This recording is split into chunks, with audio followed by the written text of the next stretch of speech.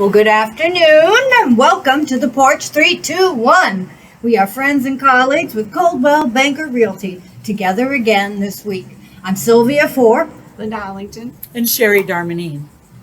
Today we thought we would talk this week about surveys. As realtors, we make sure that your buyers and sellers are represented in all aspects of real estate transactions. But did you know that the most important transaction of all is the survey? Many of the buyers nowadays are waiving appraisals and they're waiving inspections, but you should never waive a survey. That is right. You want to know that the property that you are buying is in fact the full property you are buying. A survey can uncover encroachments by either a fence or a shed or a patio, driveway, or even a pool.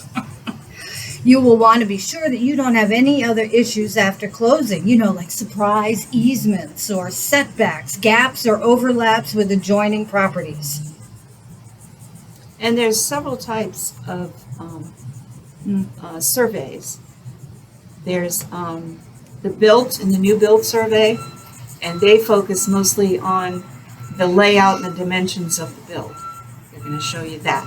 Another one is the condo survey. Condo things are always different, but they're a special class of surveys. They're boundary survey, and they're governed by the Condominium Property Act, so it's very specialized. But the one we're familiar with as residential properties is the one called meets and bounds, and it's very simple. There's point A, point B, point C, or however many points there are, and the surveyor comes in, measures the boundary, and that's what he reports. It's the perimeter of the boundary. You want to make sure that that's accurate and that they've done their work right. Also, whatever kind of survey you have has to be certified by the state through the Florida Registration Lands Surveyor, and it has to be signed and it must be sealed. Mm-hmm.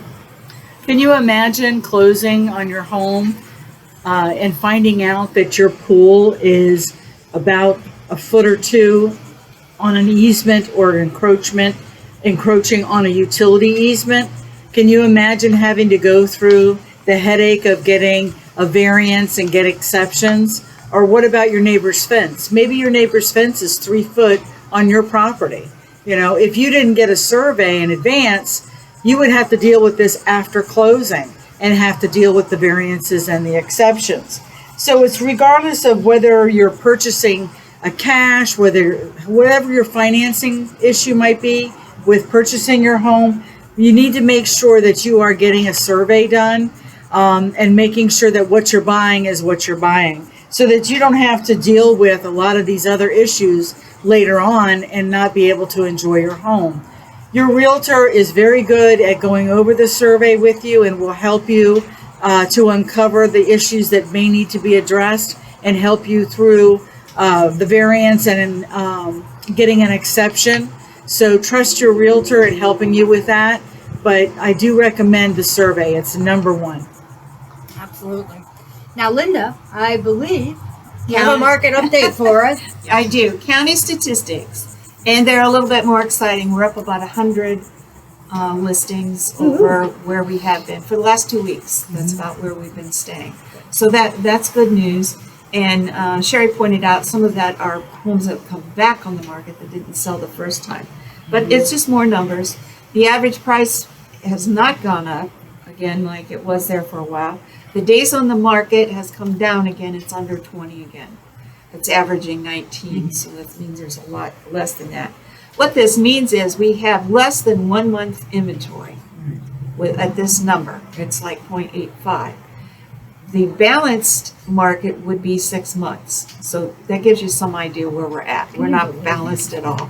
That's 6 months normally. Right. And we're at 0.84. Yeah.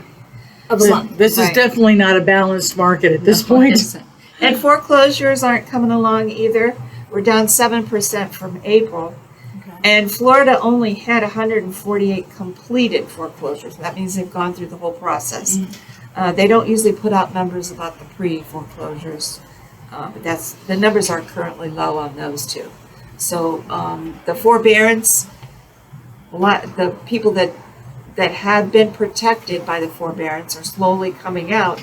But those numbers are good too. There's not a lot of people left in it. Good. So it isn't looking like the foreclosure market is going to help the low Which is inventory. what some people thought. A Yeah. lot of people, when the forbearance first came to light, were thinking, oh, well, we're going to have a huge foreclosure market, and it's not happening. No. So in actuality, the forbearance process did what it was supposed to do.